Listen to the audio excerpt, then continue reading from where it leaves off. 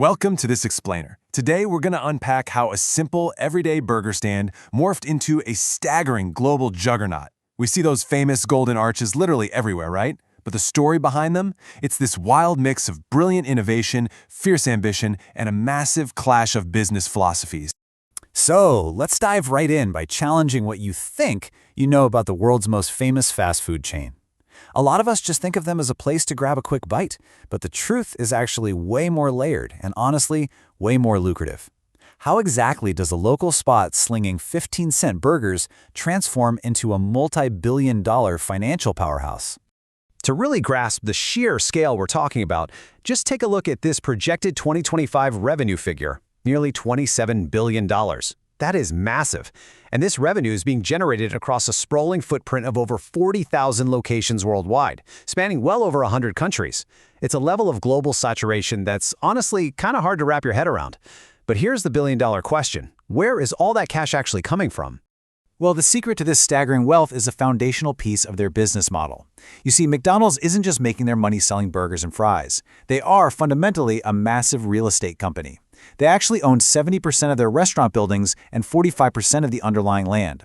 They make a huge chunk of their income simply by leasing this real estate back to their franchisees. It's an incredibly stable, high-yield strategy. Pure genius, really. Which brings us to part 1, birth of the Speedee system. Now, to understand how they achieved this mind-boggling scale, we have to rewind to the origin story of two very specific guys, Maurice and Richard McDonald. These brothers were born in 1902 and 1909 to Irish Catholic immigrants in New Hampshire. Back in the 1920s, their family moved out to California looking for fresh opportunities. By 1937, their dad, Patrick, had opened up a food stand. Fast forward to 1940, and the brothers themselves founded a barbecue drive-in in San Bernardino.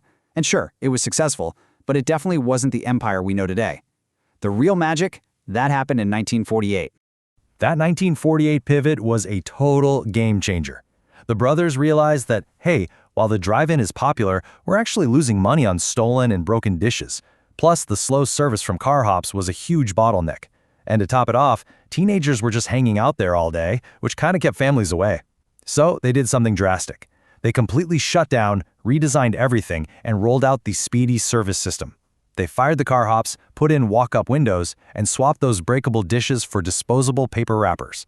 The goal was simple: give families a place to get a cheap, instantaneous meal.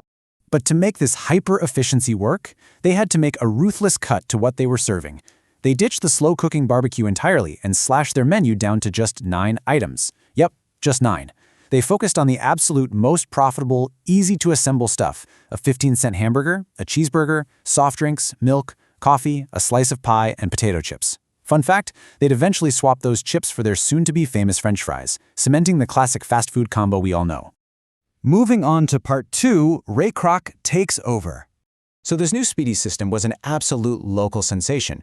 The brothers were raking it in. But the true catalyst for their global domination showed up in 1954 in the form of a struggling milkshake mixer salesman named Ray Kroc. Now, the only reason Kroc traveled all the way out to San Bernardino was pure, unadulterated curiosity. He was completely astounded that one single small restaurant needed 8 of his Prince Castle multi-mixers. These machines could whip up multiple milkshakes at once, so if they needed 8, the sheer volume of customers had to be astronomical. When Kroc finally saw the Speedee system in action, he was utterly mesmerized. Kroc immediately pitched himself to be their national franchise agent, and the brothers went for it. But almost right out of the gate, there was some serious friction. You see, the McDonald brothers were total perfectionists. Their big goal was just to make $1 million before turning 50, and they wanted a small, easily manageable number of flawless restaurants. Kroc, on the other hand, he was obsessed with massive, rapid expansion. He looked at the system and saw a money-making machine that could be replicated endlessly across the entire country. And this friction wasn't just about philosophy, it came down to dollars and cents. Under their agreement, Kroc was taking 1.9% of gross sales while the brothers were getting 0.5%.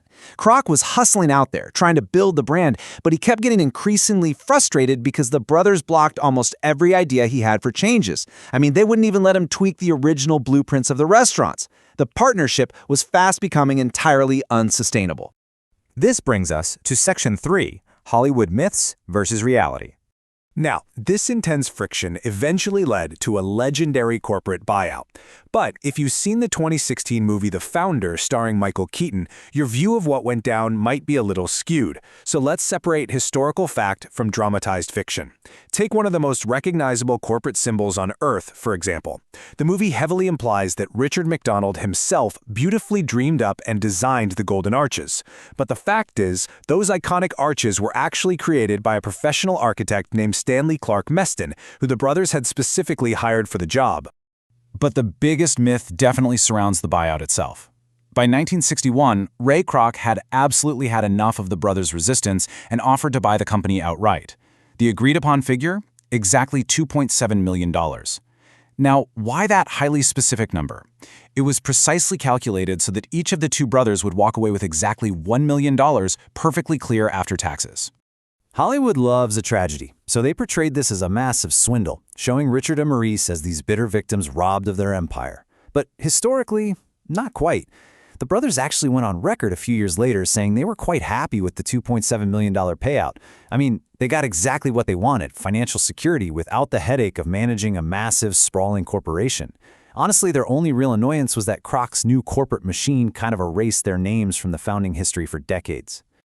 That being said, there was definitely some genuine bad blood, mostly from Ray Kroc's side. At the time of the sale, Kroc was absolutely livid that the brothers flat out refused to hand over the real estate and rights to their very first original San Bernardino location. They actually wanted to give it to their founding employees. Well, Kroc was so spiteful about this that he forced them to change the name of their original stand to the Big M. And then, he purposely opened a brand new, shiny McDonald's right down the street, eventually running the Big M entirely out of business. Ouch.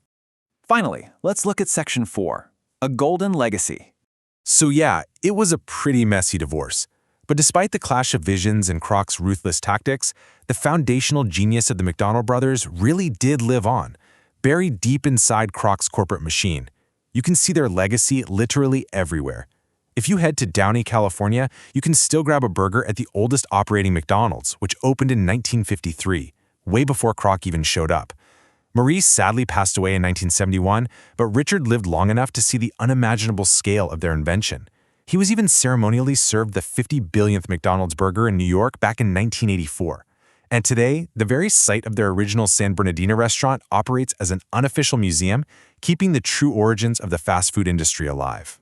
It certainly leaves us with a fascinating new perspective on a classic American staple. So next time you pull up to those golden arches, you really have to ask yourself, are you just buying a quick meal from a burger joint? Or are you actually stepping foot inside a perfectly engineered multi-billion-dollar real estate empire that was born from a simple 15-cent hamburger stand? Thanks for joining me on this explainer, and I'll catch you next time.